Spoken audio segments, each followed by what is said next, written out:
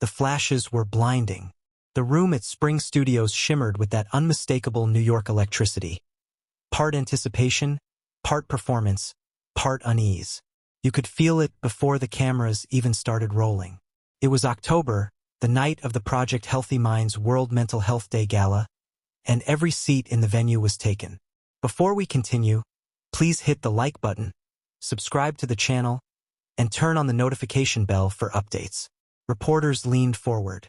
Cameramen adjusted focus.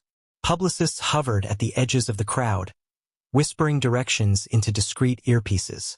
And then, the names that always shift the temperature in any room, Prince Harry and Meghan Markle, echoed across the venue. The crowd erupted in polite applause. Some clapped enthusiastically, others hesitated, eyes narrowing slightly as the couple entered the space. It wasn't the red carpet kind of applause, the thunder reserved for Hollywood royalty. This was something subtler, tinged with curiosity and speculation. Everyone in that room knew there was more behind those smiles. There always was. Harry looked sharp, but uneasy. His suit perfectly tailored, his expression perfectly strained. Meghan was radiant, dressed in flawless formality. A glow of confidence painted across her face. She smiled wide, waved with that well-rehearsed grace, and clung to Harry's hand with familiar possession. To the cameras, it looked affectionate, sweet even, but to those who knew how to look deeper, something was off. The tension in his shoulders, the brief glances toward the floor, the slight forward lean of his body, it told a different story. He wasn't comfortable. He wasn't happy. And whatever calm expression he tried to maintain couldn't disguise that something inside him was brewing. Moments later, the MC took the microphone. The sound of silverware settling onto plates faded, replaced by the gentle murmur of expectation. It was the highlight of the night. The awards segment, the recognition of figures who had used their platform to champion mental health awareness. When the name was called, Prince Harry, Duke of Sussex, the applause came again, louder this time. It was his moment, the moment everyone expected him to take the stage with quiet gratitude, deliver a moving speech, and continue the polished image he had spent years crafting around mental wellness and emotional honesty. But something unexpected happened. As Harry rose from his chair, his hand was still in Meghan's. The gesture was automatic for her, habitual, perhaps even strategic. She followed him closely, hands still clasped, smiling as though this was a joint honor, a shared spotlight. But the award, the introduction, the invitation, it was for him, not for them. And that was the beginning of the tension that would unravel before hundreds of witnesses and millions of viewers online hours later. The cameras captured everything. Harry turned slightly, a flicker of confusion on his face. It wasn't dramatic at first, just a glance, then a muttered word. But the firmness in his voice carried enough weight to slice through the applause. "It's okay," he seemed to say. "You stay." Meghan didn't. Instead, she smiled wider, her grip tightening slightly as she followed. To anyone not paying attention, it looked like another moment of royal affection. To those watching closely, it was something else entirely. A man trying to step forward alone and a woman unwilling to step back. Observers say that by the time they reached the stairs, Harry's patience had thinned. His jaw tightened, his eyes avoided hers. His voice, barely audible, carried a tension that even the background music couldn't drown out. Those sitting in the front rows caught it, the quick, sharp whisper. "Leave me alone." It wasn't shouted, but it was enough. Enough to send shock through the audience. Enough to light a fuse that would ignite online within hours. The photographers didn't stop clicking. Meghan's smile didn't falter. Harry, now visibly irritated, gave a polite nod to the MC, took the microphone and began his speech. But his expression had changed. His voice, steady but colder, carried less warmth than usual. This wasn't the composed, empathetic Duke that audiences had come to expect from mental health panels and charity events. This was a man cornered by pressure, personal, public, emotional. In the front row, PR handlers looked uneasy. They knew how moments like this worked. In the digital age, it only takes one expression, one whispered line, One look that doesn't match the narrative, and the story writes itself. The cameras would zoom in. Lip readers would analyze. Commentators would speculate. And soon, that moment, those 3 words would become the headline no one saw coming. But let's rewind for a second. Because to understand why that simple exchange, Harry's quiet plea and Meghan's persistence, sparked such reaction, you have to look beyond the event itself. The Project Healthy Minds Gala wasn't just another glamorous evening. For Harry, it symbolized something deeply personal. It was about identity, independence, and control. After years of being defined by the royal institution, and then again by his marriage, this was supposed to be his space, his cause, his platform. Mental health advocacy had become the core of his public mission. And for one brief moment, he wanted to stand on that stage as himself, without the palace, without the crown, and yes, without the shadow of his wife beside him. That's where the fracture lies. Ever since stepping down from royal duties in 2020, Harry and Meghan had tried to brand themselves as a team. United, purposeful, modern. The Sussex brand was supposed to be the antidote to the monarchy's stiffness. But behind the polished interviews and coordinated outfits, insiders whispered about imbalance. Meghan's confidence often outshined Harry's reserved nature. She spoke more, gestured more, and at times, dominated the space around them. It wasn't malicious, it was instinctual. She was an actress, after all. She understood presence. But for Harry, who had grown up under the microscope of British tabloids, every camera flash was still a trigger. Every public moment carried weight, pressure, and old ghosts. On this night, those ghosts came roaring back. Observers later noted that Harry's demeanor changed the moment Meghan stood to follow him. It wasn't embarrassment alone. It was frustration. For him, the call to the stage wasn't about glamour. It was about authenticity, a quiet recognition of his advocacy. He wanted to speak from the heart, unfiltered. But her presence beside him turned it back into performance. To him, it wasn't malicious, but it wasn't helpful either. It felt like invasion of space, of intent, of self.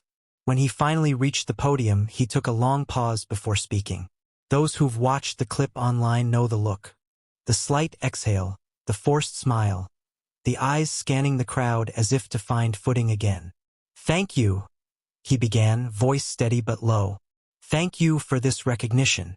The words were correct, but the tone wasn't. It lacked his usual spark, that warm empathy that had defined his earlier speeches. Something was missing because something inside him had cracked moments before. Back at the table, Meghan sat down slowly, still smiling. Cameras caught her adjusting her hair, clapping, nodding along as Harry spoke, but her eyes flicked toward him repeatedly, watching, measuring, maintaining the composure that years in Hollywood had taught her. Behind that smile, no one knew what she was thinking. Maybe confusion, maybe defiance, maybe regret. Whatever it was, the world would project its own version soon enough. When the footage hit social media later that night, the internet erupted. Clips flooded TikTok, X, and YouTube. Harry pulling his hand slightly away, Meghan stepping forward, his whispered words barely audible. Commenters dissected every second.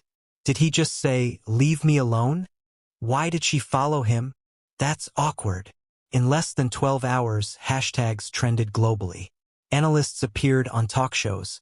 Body language experts broke down the scene frame by frame.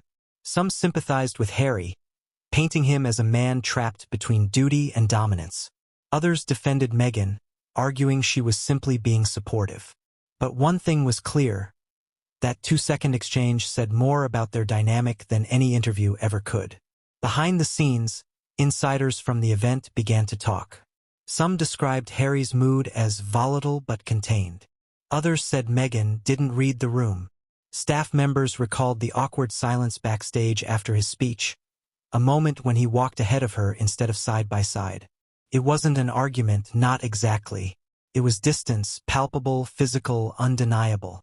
By the following morning, headlines had already crystallized the narrative. Tension on stage, Harry snaps at Meghan. Gala moment raises questions about the Sussexes. Every outlet had its spin, but all shared the same image. Harry, looking weary, Meghan, smiling tightly, the air between them thick with unspoken words. For some, it was shocking. For others, it was confirmation of long-rumored friction. But for Harry himself, it was probably neither. It was just exhaustion. Another night when what he wanted, a moment of recognition for his cause, was overshadowed by spectacle. And that's what makes this story more than tabloid gossip. It's not just about a handhold or a whisper. It's about what happens when two powerful identities clash under the blinding light of constant exposure. It's about how control, love, and ego intertwine when millions are watching. The Project Healthy Minds Gala became more than a charity event. It became a stage for the invisible battle Harry and Meghan have been fighting since the day they stepped out of the palace gates. So as the applause faded that night and the cameras turned away, Harry stood backstage for a moment, staring into the dark. The noise of the crowd was gone, replaced by the soft hum of silence. Meghan approached, still radiant but unreadable. Their eyes met briefly, and whatever words passed between them were inaudible. But his earlier plea, soft, pained, almost desperate, hung in the air. "Leave me alone." It wasn't anger, not really. It was exhaustion wrapped in frustration, the sound of a man trying to reclaim a piece of himself. And that's where the story begins. The room was still buzzing with applause when Harry's name echoed through the microphone again. The host, beaming with well-practiced enthusiasm, gestured toward the Duke's table. Cameras swung like searchlights, zeroing in on him, while the audience turned as one. It should have been a proud moment, a recognition of his work in mental health advocacy, a cause that had defined his public persona in recent years. But the shift in Harry's expression was almost imperceptible, and for those close enough to see, it spoke volumes. His eyes flickered with hesitation, a kind of inward flinch that came not from nerves, but from knowing what was about to happen next. He rose slowly, adjusting his jacket as if buying a second of composure. The applause felt too loud, too sharp, echoing in his chest like thunder. Meghan was beside him before he'd even straightened up. Her hand reached instinctively for his, fingers curling around his palm in a way that to anyone watching seemed affectionate, supportive even. But in that instant, Harry's body stiffened.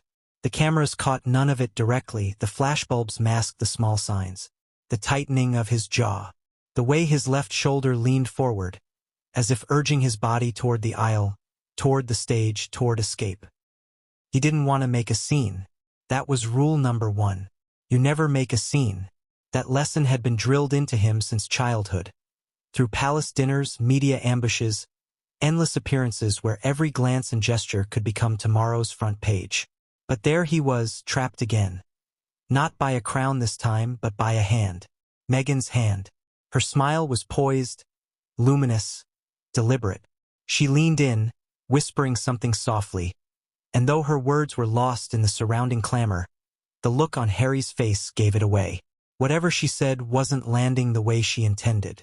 He nodded briefly, but his eyes didn't meet hers. He turned toward the stage, taking a step, but her grip didn't release. She moved with him, fluid, synchronized, as though their ascent to the spotlight was part of a planned choreography. Except it wasn't. The MC's words had been clear, Prince Harry. Not the Duke and Duchess. Just him. The moment was his. Yet as he walked forward, she followed without hesitation, matching his stride, smiling to the audience, her hand still tightly holding his. To the crowd, it looked like partnership. To Harry, it felt like intrusion. The first few steps toward the stage felt like miles. The applause, though generous, grew thinner as murmurs rippled through the room. A few heads tilted. Cameras flicked between them, struggling to decide who to frame. It wasn't supposed to look like this. Behind every event, there are rehearsal notes. Who walks when, who stands where, who gets their moment at the mic. Meghan knew this world well. She'd been an actress before she was a duchess. She understood cues, framing, timing. But this wasn't part of the act. And Harry, caught between public composure and private irritation, couldn't hide the tension. At the third step, he tried to ease his hand away. Subtle at first, a shift of the fingers, a slight pull. Meghan held tighter, Her smile didn't falter. Her eyes were fixed forward, bright and unyielding. Another pull, gentle, then firmer. To those nearby, it looked almost like a tug-of-war hidden beneath elegance. A man trying to move ahead, a woman refusing to let go. That's when his lips moved. Quietly, barely audible, but visible enough for the world's lip readers to later freeze the footage, slow it down, and decode it frame by frame. "Leave me alone." He didn't raise his voice. He didn't stop walking. But the meaning was unmistakable. The whisper cut sharper than any shout could have. It wasn't angry so much as weary. A plea from someone exhausted by the constant blur between his private self and the public performance he could never escape. Meghan's face didn't change. She blinked once, the kind of blink that hides 1,000 calculations in an instant. Then she loosened her grip. Slightly, just enough for him to pull ahead, but not enough to break the illusion. To the cameras, it still looked like unity. To him, it felt like relief. The audience's clapping quieted as Harry reached the stage. The host greeted him warmly, offering a handshake. He forced a small smile, said the polite words, and stepped up to the podium. Behind him, Meghan hovered for a beat too long. Just long enough to draw eyes, just long enough for confusion to spread across the room. Then she turned, gracefully, and returned to her seat. It was a smooth recovery on her part, but the moment had already done its damage. The energy in the room had shifted. Harry gripped the podium, his fingers tense against the wood. The applause faded completely, leaving him in a silence that felt heavier than the room's air. He took a breath, the kind that steadies nerves but can't erase frustration. "Thank you," he began, voice calm but clipped. "It's a real honor to be here tonight." His words were measured, almost mechanical, a sharp contrast to the warmth that usually colored his speeches. Those who knew his voice, who'd watched him speak at Invictus Games or on charity stages, could tell immediately. Something was off. He tried to continue, speaking about mental health, about resilience, about the importance of open conversation. His words were right, but they lacked pulse. His eyes barely lifted from the microphone. He didn't gesture much. He didn't smile. Every phrase felt rehearsed, careful, drained of the personal spark that once made his message powerful. The audience clapped politely after each pause, but the connection wasn't there. He wasn't talking to them, he was getting through it. From her seat, Meghan watched intently. She clapped when appropriate, smiled when eyes turned her way, but her own body language betrayed unease. The cameras occasionally cut to her during Harry's remarks, catching her shifting slightly, her hands folded too tightly on her lap. It was subtle, but those brief flashes told their own story. She was calculating, measuring how much of what had just happened was visible, how much could be explained away later. Meanwhile, Harry's speech trudged forward. He thanked the organization, praised the work of others, and ended with a generic line about community. It should have been a triumphant moment, another polished chapter in his mental health journey. But as he stepped away from the microphone, the applause felt hollow. He gave a short nod and turned back toward the audience, his eyes scanning briefly for Meghan. She smiled at him, standing halfway as if to greet him back down the stairs. He didn't smile back. He simply descended, careful, composed, unreadable. When he reached their table, she touched his arm lightly, a gesture that might have seemed affectionate to anyone else. But the stiffness in his posture told a different story. He sat, glanced toward the next speaker, and said nothing.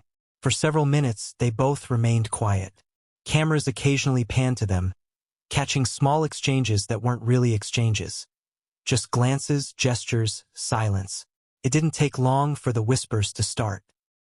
In the crowd, journalists and attendees exchanged looks. Someone near the press table murmured, "Was that tension?" Another added, "He looked angry." Phones began buzzing discreetly as text messages were sent. Quick notes to editors, to producers, to friends outside the room. It would only be hours before those notes turned into headlines, but the seed had already been planted.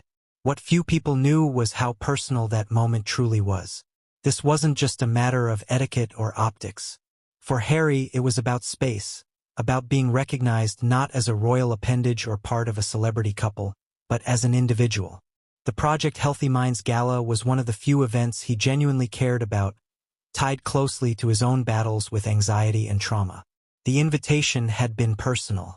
The recognition, too. He had wanted to stand there alone, speak alone, be seen for his message, not his marriage. And when that moment was encroached upon, intentionally or not, it cut deep. For Meghan, it likely felt different. She'd built her public life on visibility, on solidarity, on the optics of partnership. To her, following him on stage wasn't intrusion, it was support. The two of them, side by side, had been their brand for years. Togetherness was their image, their defense, their identity. So when Harry whispered those 3 words, the disconnect between their perceptions became painfully clear. He saw possession where she saw unity. He saw suffocation where she saw solidarity. After the ceremony, when the applause turned to conversation and the cameras turned to interviews, their dynamic didn't soften. Harry lingered near the stage, talking briefly with organizers, avoiding photographers. Meghan, meanwhile, was approached by guests eager to greet her, compliment her look, ask for photos. She handled it smoothly, but her eyes drifted toward him again and again. Harry tried to steady his breathing, his mind looping between anger and guilt. He'd been working hard to keep things balanced, to stay grounded, to not let the pressure consume him. Tonight was supposed to be simple. Go on stage, say thank you, reinforce the message about mental health, and leave quietly. Instead, what should have been an inspiring moment had turned into another viral episode. Another crack in the image they'd fought so hard to control. The irony wasn't lost on him. The man who preached about mindfulness and emotional regulation couldn't keep his frustration from slipping out in front of hundreds of people. As he sat there, the words of his speech barely a memory, he felt his chest tighten. He glanced sideways at Meghan, who was now sipping water with deliberate calm.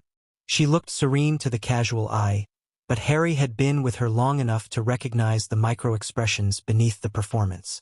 The slight tension around her eyes, the way her jaw clenched for a fraction of a second before she swallowed. She was upset. She was trying not to show it, but he could feel it radiating off her.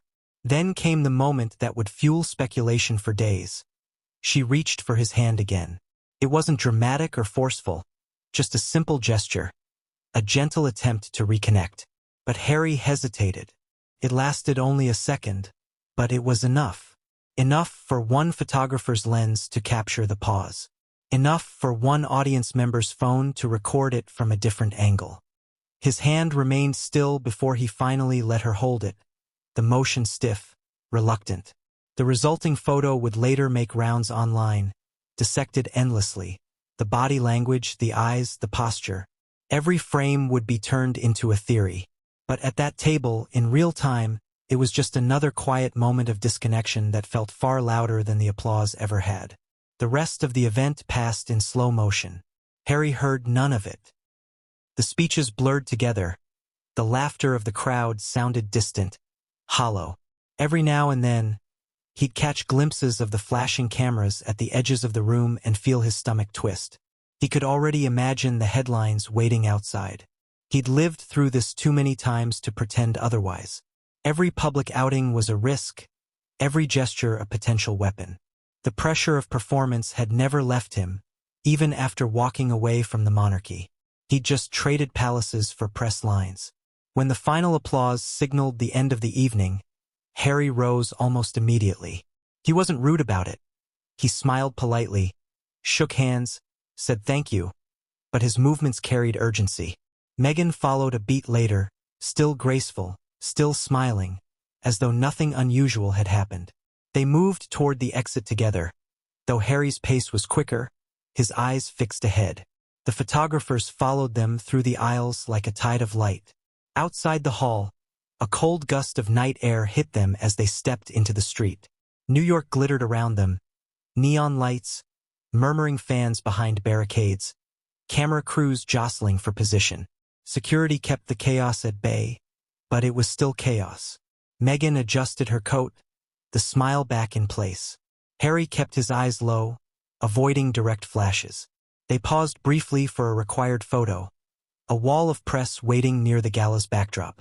The kind of moment they couldn't avoid without inviting more speculation. Meghan reached again for his hand, lifting it gently as they faced the cameras.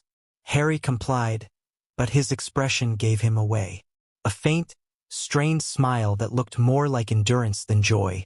The questions came fast. Harry, Meghan, how was the gala? Harry, your thoughts on tonight's message? Did you enjoy the event? Neither answered. They smiled, nodded once, and moved on. But then came the one question that pierced through the noise, shouted from somewhere in the crowd. Harry, did you tell her to leave you alone? The words cut through the air like a blade.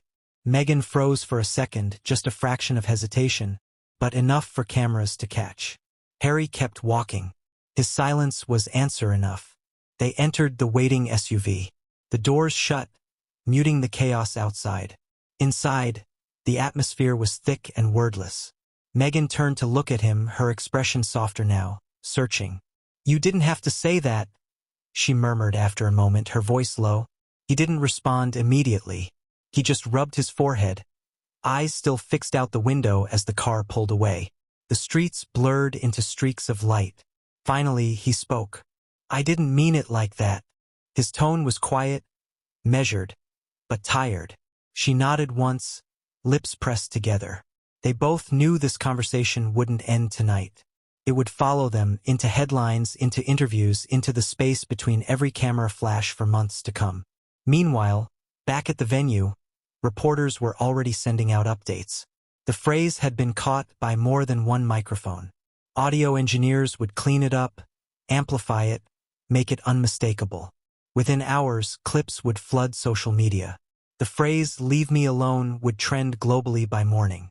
Commentators would line up to interpret it, psychologists, relationship experts, former royal aides, body language analysts.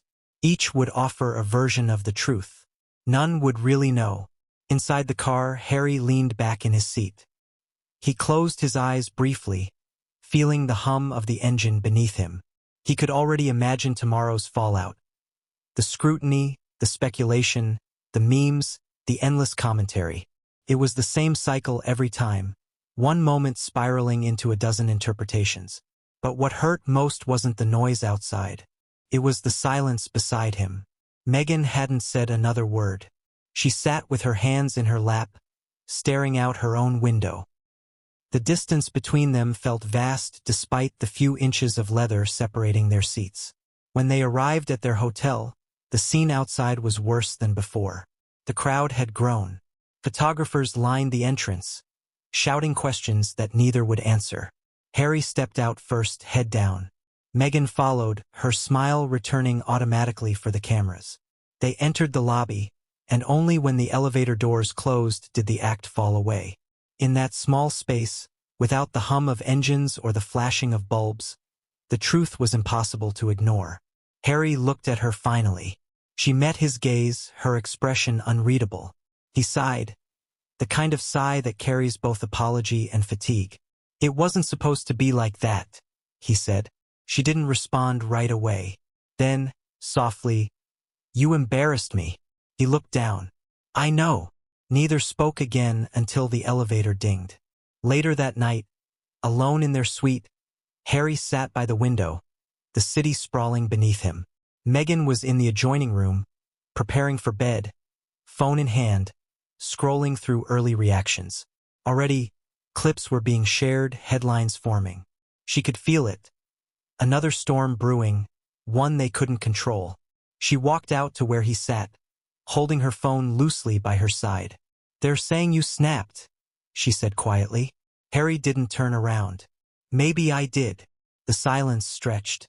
Outside, New York carried on, oblivious.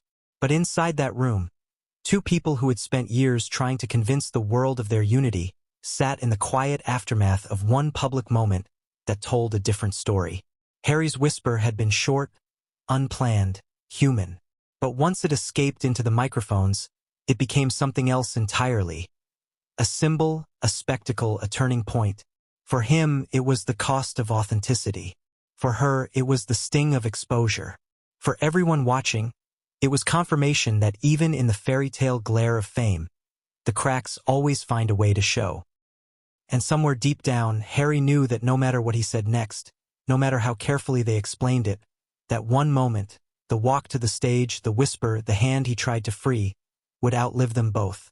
The replay of that moment, the whisper, the hand, the turn away, was already looping endlessly across television screens and timelines before dawn. For those who hadn't been at Spring Studios that night, the videos provided every angle they needed. One from a journalist's phone caught the flicker of tension in Harry's jaw. Another from a professional camera zoomed in just as Meghan's fingers tightened around his. There was no mistaking it now. The world had seen it. The phrase, "leave me alone," had been magnified, dissected, slowed down frame by frame until it became the headline of the hour. Inside the hotel suite, the light from Harry's phone screen cast a cold reflection across his face. He scrolled wordlessly through the feeds. Every clip was the same moment on repeat, only edited with different captions. Harry snaps on Meghan. Tension at the gala. Did Prince Harry finally lose his cool? The variations blurred together until they no longer made sense. Meghan stood across the room, pacing slowly, her robe drawn tightly around her. She hadn't slept either. Neither of them had. She finally spoke, her voice measured but brittle. "It's not as bad as it looks," she said, though it sounded like she was trying to convince herself more than him. "They always twist things. We'll clarify later if we need to." Harry didn't look up. "Clarify what?" he said quietly. "That I told you to leave me alone in front of 100 people? They don't need to twist that. It's right there." His tone wasn't sharp, but it carried the weight of resignation, the kind that comes when the damage is already done. The air between them was heavy. Meghan walked toward the window, pulling the curtain slightly aside. The city below was waking up, traffic building, cameras waiting outside the hotel like they always did after a public appearance. She let out a small sigh. "It was a misunderstanding," she said softly. "You were being called up. I thought we were going together. We've always done things together." Harry stood, running a hand through his hair. "That was the point," he said. "Not this time." He didn't mean for his words to sound final, but they did. Meghan turned, her eyes sharp now, emotion surfacing beneath the calm. "What do you mean, not this time? We're supposed to show up as a team. That's what people expect. That's what we've built." Harry shook his head slowly. "Maybe that's the problem." She stared at him, disbelief flickering across her face. "The problem?" she echoed. "Harry, we're stronger together. We always have been. Everything we've done, every project, every event, it's always been about both of us." He looked up at her then, meeting her gaze for the first time in hours. "Not always. Not everything. Sometimes I just need space to speak as me. Just me. Not as part of some performance." There was silence again. The hum of the city outside filled the gap between their words. Meghan crossed her arms, trying to hold herself steady. "So you think it's all a performance?" she asked, her voice tightening. "Is that what you're saying?" He didn't answer directly. Instead, he looked back at his phone. Another headline flashed across the screen, one quoting a supposed lip-reading expert who confirmed his words. He placed the phone down on the table, face down, as though he couldn't bear to see it anymore.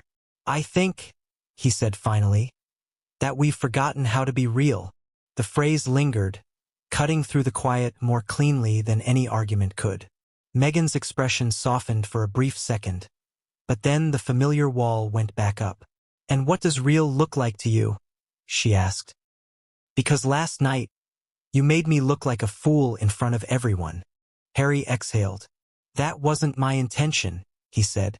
"I just needed a moment to do something alone, to breathe." His voice cracked slightly, revealing the exhaustion beneath it. "It's been years, Meg. Cameras, interviews, public statements, everything feels choreographed. Even this." He gestured vaguely between them. "Even us." The honesty hit harder than any accusation. Meghan turned away again, blinking rapidly. "You think I like this?" she said after a moment. "You think I wanted it to be like this? You think I don't feel trapped too?" Her voice trembled, then steadied again. At least I try to make it work. At least I still show up. Harry looked down, guilt creeping in. He didn't want to fight. Not tonight. Not after everything. But it was already too late. The argument had escaped the confines of the stage and followed them into the one place they should have felt safe. Every word now carried the echo of public scrutiny. Every silence felt broadcasted. He walked toward the minibar, poured a glass of water, and stared at the reflection of the city lights in it. "You're right," he said finally. "You do show up. You always do. But sometimes, it feels like you show up for them. Not for me." Meghan's eyes widened slightly, and for a moment, she didn't respond. She wanted to. She wanted to explain that showing up was the only way she knew how to survive the noise, that the spotlight was both her armor and her prison. But the words wouldn't form.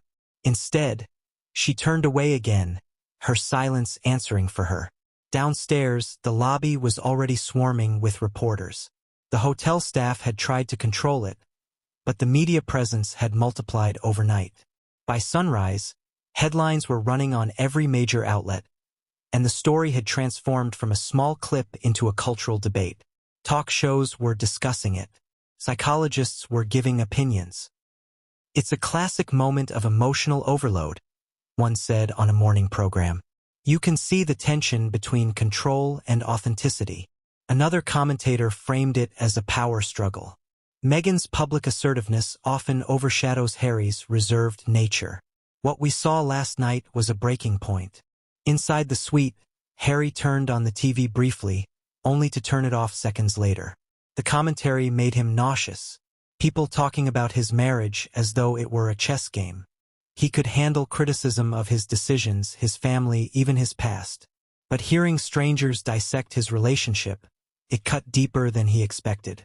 Meghan noticed his expression, hesitated, then said quietly, "We can get ahead of it if we release a statement.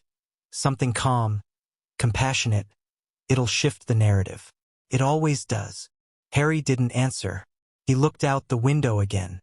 "A statement," he repeated. "Right? Another statement." The way he said it made it sound like the last thing he wanted.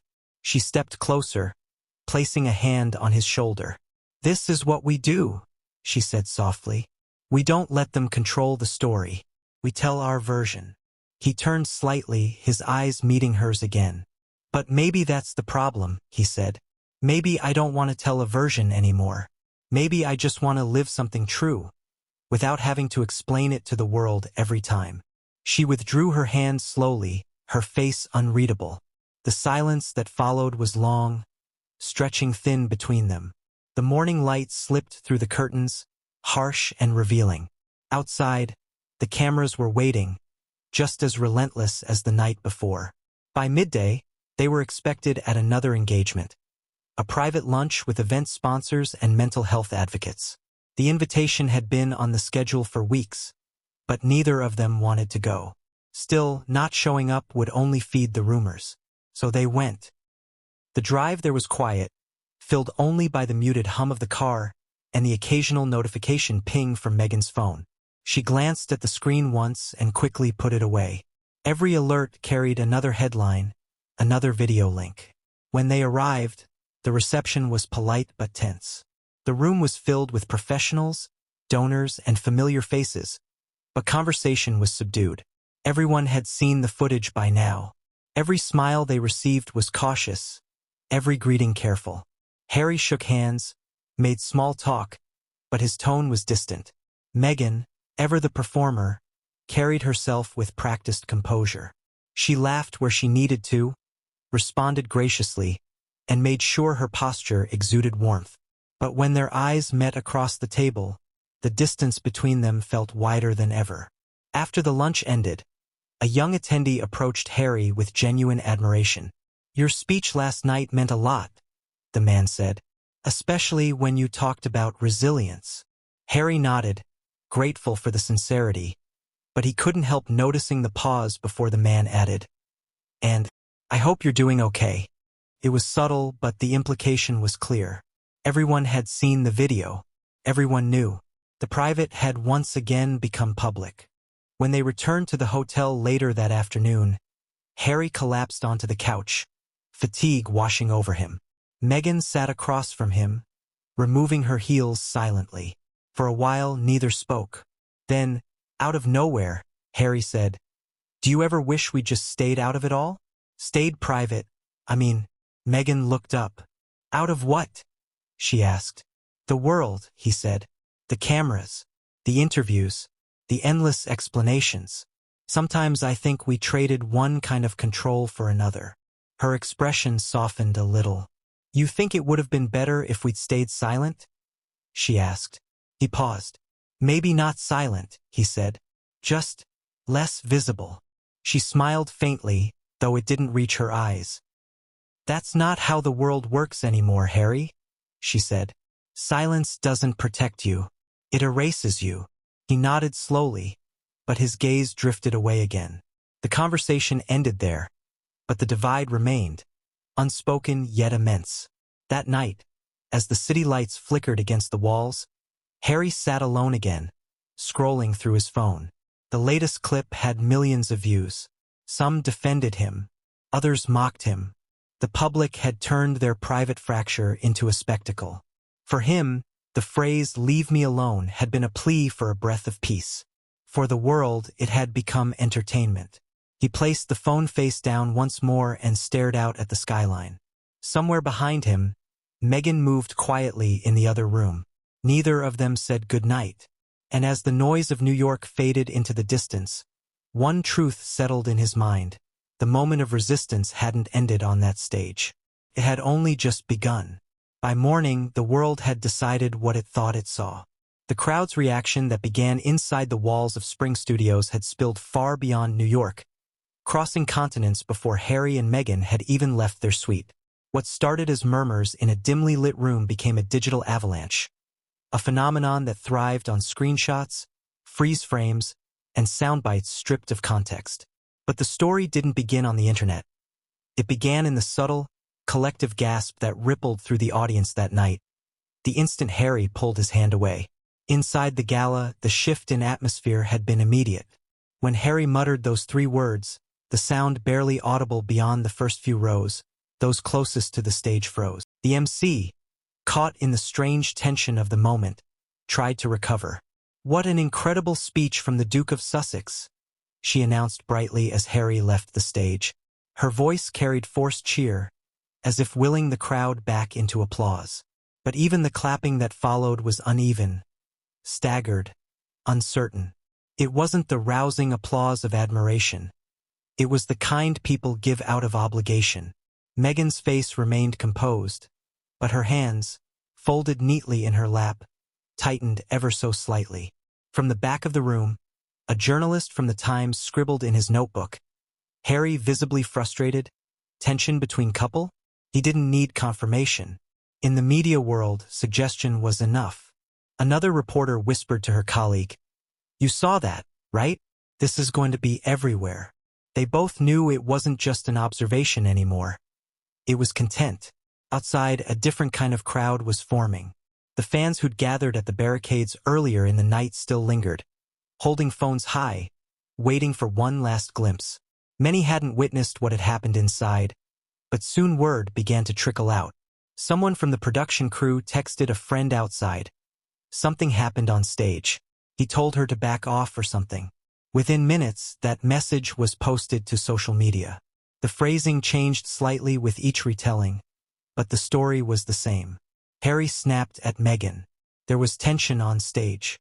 He told her to leave him alone. When the couple finally exited the venue, the shift in the crowd's mood was noticeable. The cheers were still there, but quieter, less certain. Flashes continued as they made their way to the car, but the atmosphere was different now. A few voices called out things that stung through the din. "Harry, you okay? Meghan, give him space. We saw the video." Security quickly ushered them through, but the damage was done. That kind of attention, the kind charged with curiosity and doubt, was the hardest to shake. Back inside the event hall, after they'd left, the conversations flowed freely.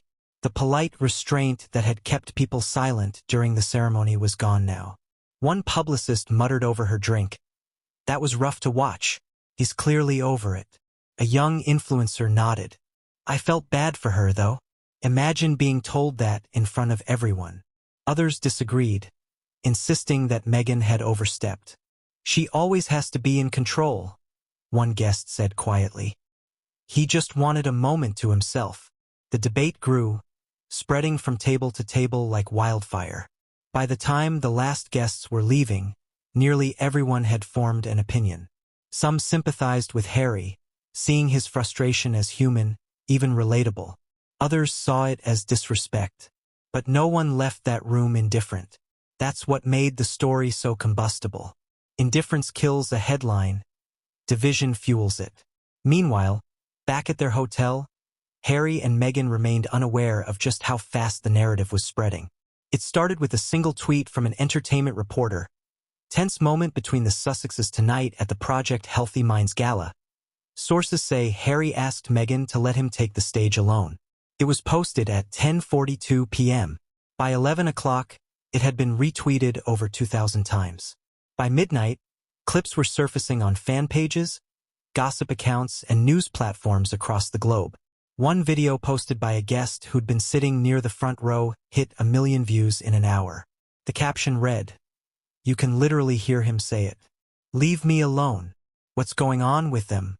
Comments flooded in instantly, finally showing his real feelings. "She needs to stop overshadowing him. He's being rude, how ungrateful." Opinions divided instantly, and the crowd outside the internet began to mirror the one at the gala. Fascinated, polarized, hungry for more. By dawn, television producers were already preparing segments. The footage looped on every entertainment network. Analysts filled airtime with breakdowns and speculation. One morning host framed it as a moment of honesty in an over-curated world. Another called it a glimpse behind the brand. Everyone had something to say. The crowd had grown from a few hundred guests in a Manhattan event hall to millions around the world. But the most telling reactions weren't online. They came from the people closest to them, those within their own team. The Sussex communications director's phone rang non-stop through the night. "We need to address this before it grows legs," one advisor said. Another argued for silence. "If we respond, we validate it. Let it die." There was no consensus, only urgency. Meghan's assistant drafted potential statements, carefully worded to frame the moment as affectionate, even misinterpreted. The Duke and Duchess of Sussex remained deeply committed to mental health advocacy and were honored to attend last night's event. It read, "Any suggestion of tension is entirely unfounded." But even before it could be finalized, the clip had already embedded itself into public memory. Inside royal circles, the reaction was quieter but no less sharp. In London, palace insiders reportedly watched the footage with mixed expressions. One aide who had worked with Harry years before was overheard saying, "It was bound to happen. He's been unraveling for months." Another simply shrugged. "They wanted freedom. This is what freedom looks like." The British press, never known for restraint, ran headlines that leaned into schadenfreude. "The stage that broke the Duke," one tabloid declared. "Harry tells Meghan off in public. Is this the beginning of the end?" Back in New York, the crowd of paparazzi outside their hotel grew thicker by the hour. Some fans came to show support, holding signs that read, "We love you, Harry and Meghan." Others shouted invasive questions. The line between sympathy and spectacle was gone. Every bystander with a phone had become part of the audience. Every camera lens had become a mirror reflecting judgment. And yet, in all the noise, the most haunting reaction came from the quiet moments, the ones not captured on video. Late that night, after hours of silence, Harry stood at the window watching the chaos outside. The crowd looked smaller from up high, just specks of movement under streetlights. Meghan joined him, standing a few feet away. Neither spoke for a long while. Eventually, she said softly, "They'll move on to something else soon." He didn't answer. He kept his eyes on the lights below, the endless flash of bulbs like static in the night. "No," he said finally. "They won't. Not this time." He wasn't wrong. The crowd hadn't moved on. It had grown. It wasn't just about him and Meghan anymore. It had become a cultural talking point. Another chapter in the ongoing public fascination with the couple who left royalty but could never leave the spotlight. Every reaction added a new layer. The people who sympathized saw humanity in the moment. The people who criticized saw dysfunction. But either way, they all kept watching. In the days that followed, even events unrelated to the couple began to reference that single moment. Talk shows joked about it. Psychologists analyzed it. Commentators used it as shorthand for the toll of fame. The crowd, once confined to the four walls of Spring Studios, had multiplied into an audience that would never stop clapping, never stop talking, never stop speculating. And through it all, the original scene played on, endlessly looping in feeds and memories. A frozen moment where one man's plea for space collided with the world's refusal to give it. Long before that night at Spring Studios, before the words, "Leave me alone," ricocheted through headlines and analysis videos, there had been signs, subtle, consistent, and growing. What happened on that stage wasn't born from a single moment of irritation. It was years of pressure building behind the scenes, years of unspoken tension layered under public smiles. To understand it, you had to go back to the beginning of their story, to the first spark between them, and the fractures that slowly deepened with fame, expectation, and constant scrutiny. The first chapter of their relationship had been intoxicating. They were magnetic together, two people from wildly different worlds colliding with the kind of chemistry that turns heads. Harry had long been the restless royal, the one who couldn't quite fit the mold carved out for him. Meghan, a successful actress with poise and purpose, seemed to fill the void in his life perfectly. When they first appeared together in public, they looked unshakable, two individuals rewriting what it meant to be royal in the modern age. But behind the dazzling photos and romantic headlines, something else was forming. A pattern. A dynamic that felt empowering to one and constricting to the other. From the very start, Meghan thrived in the spotlight. It wasn't arrogance, it was instinct. She understood performance, timing, energy. Her background as an actress had taught her how to hold attention, how to craft a narrative through gesture and tone. For Harry, it was the opposite. The spotlight wasn't performance. It was exposure. It reminded him of flashing bulbs outside hospital gates, headlines about his mother, invasions he could never forget. Meghan embraced visibility. Harry endured it. That fundamental difference, her comfort with the world's gaze and his discomfort with it, was the quiet foundation of everything that would come later. When they married in 2018, the world celebrated it as a fairy tale. The ceremony, the guests, the global audience, it was one of the most watched events of the decade. But even then, beneath the grand spectacle, those close to the couple noticed small dissonances. Friends described Harry as tense during planning, withdrawn from the traditional elements, while Meghan appeared energized by the details. It wasn't vanity, it was her way of taking control, of shaping her story within a machine that rarely allowed individuality. Harry admired that in her, at least at first, but admiration slowly turned into dependence, and then into quiet frustration. Their exit from royal life in 2020, the so-called Megxit, was a joint decision on paper, but insiders say it was Meghan who drove the plan. She'd seen the toll the institution took on Harry, the trauma resurfacing every time he faced the press. But she'd also seen how little freedom they had within palace walls. Leaving, she believed, was liberation. For a while it was. California offered sunlight and distance, a world where they could build a new narrative without palace protocols. Yet freedom came with its own form of confinement, brand management. Every interview, every appearance, every project became another chapter in the public reinvention of Harry and Meghan, the couple. It was no longer about the prince and the actress. It was about the image. The synergy between them became currency, and in the process, individuality started to fade. They were no longer two people, they were one entity, one brand. That's what made their partnership powerful. But for Harry, who had long struggled to define himself outside of inherited titles, that merging felt suffocating. He'd gone from being the spare to being half of the Sussexes. No matter how far he ran from the crown, he couldn't seem to find himself without an attachment. The first real crack became visible during the early post-royal interviews. When they sat together, Meghan often led the conversation. Eloquent, articulate, confident. Harry, though passionate, seemed to shrink slightly beside her. He wasn't intimidated by her presence. He was overshadowed by the performance of it all. He'd grown up in a world where silence was survival, where vulnerability was punished, and where words were ammunition. Speaking freely still felt unnatural, even in exile. Meghan, on the other hand, had mastered the language of openness, the kind that earns applause. The difference wasn't love or resentment. It was rhythm. Two instruments playing the same song in slightly different time. During their first joint public appearance after stepping down from royal duties, the 2021 Global Citizen Live concert in New York, observers noted similar tension.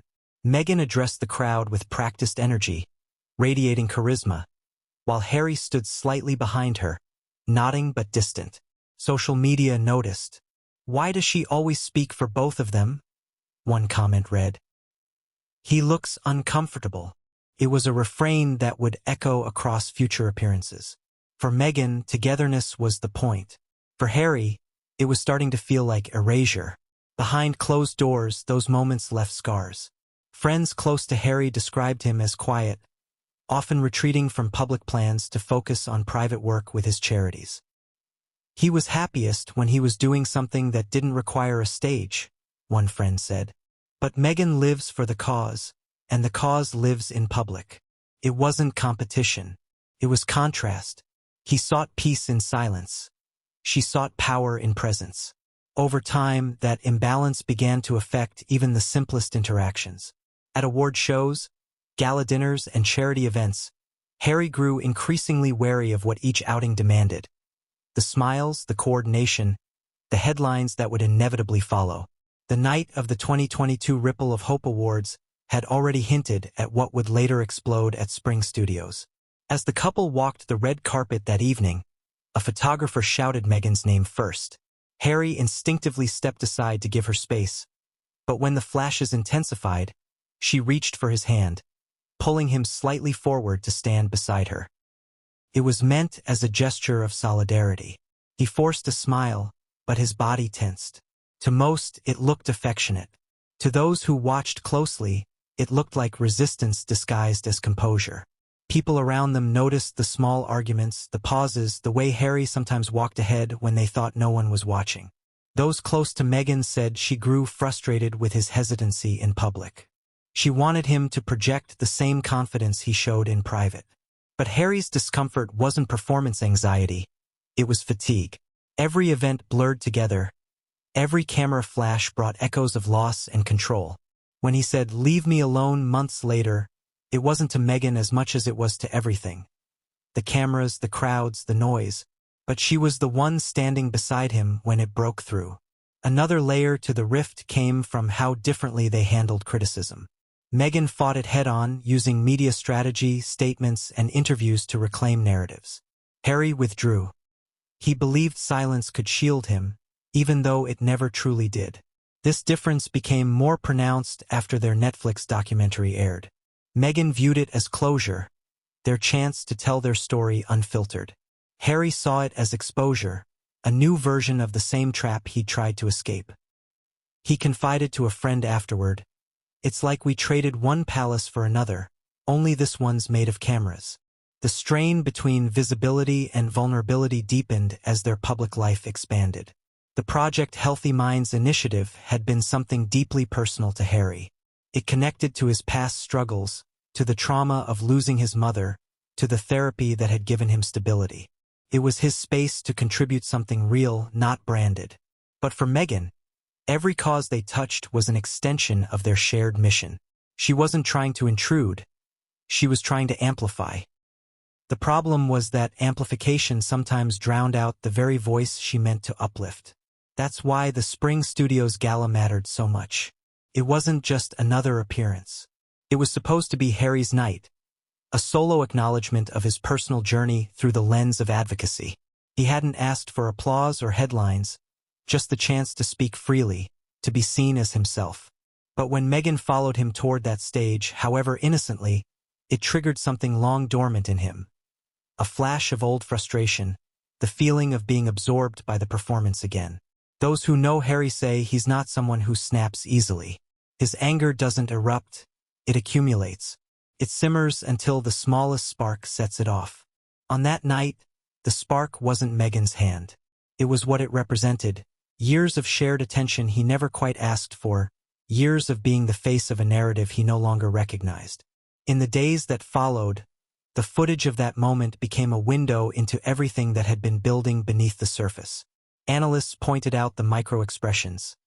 His jaw tightening, her smile widening, the pause before she followed. But what they missed was the history behind those seconds. Every inch of that gesture was layered with years of compromise, adaptation, and quiet resentment. When he said, "Leave me alone," he wasn't just asking for space on a stage. He was pleading for space in his life. The irony was cruel. The same public that once celebrated their defiance of royal norms was now dissecting their personal disconnection. Freedom had turned into exposure and privacy into myth. For Meghan, the public scrutiny reignited old wounds, the same hostility that had driven them away from the UK. For Harry, it confirmed his worst fear, that no matter how far he ran, he could never outrun the gaze. As one royal biographer later put it, they left the palace to control their story. But stories have a way of writing themselves, especially when the world is watching. And at the center of that story, beneath the headlines, the footage, and the endless opinions, was a man who once believed he could build peace out of chaos, only to discover that even peace has its own kind of noise. That noise had been growing for years. The Gala simply made it audible. The preparation for the Project Healthy Minds Gala had begun months before the event itself, and behind the polished glitz that the public saw, there was a carefully orchestrated strategy in motion. Every detail had been considered. The dress codes, the seating arrangements, the lighting angles for cameras, the timing of each speech, and even which side of the stage Harry and Meghan would enter from. This was not an ad hoc appearance. It was meticulously planned to align with their broader mission and public image. Every appearance they made had to serve dual purposes, to promote their advocacy and to maintain the carefully constructed brand of the Sussexes. Inside their team, the stakes were understood with a clarity that bordered on obsession. Publicists reviewed scripts, choreographed hand gestures, and rehearsed smiles. They debated whether Meghan should be seated at Harry's left or right for optimal visual balance, and whether her approach to the stage should match his pace exactly or be slightly delayed to suggest respect for his solo recognition. The instructions were exhaustive, bordering on neurotic, but when your lives are constantly under a microscope, there is no such thing as over-preparation. Every possible contingency had to be anticipated, every potential flashpoint mitigated. Yet even the most thorough strategy could not account for human emotion. Harry had wanted the night to be simple, a recognition of his contributions to mental health awareness without distraction. Meghan, however, naturally gravitated toward collaboration and visibility. The tension between personal intent and professional image had become a recurring theme in their public engagements. Their team knew that, despite rehearsals and careful planning, the dynamic between the two could never be fully predicted. There was always room for friction, particularly in live, high-stakes events like this.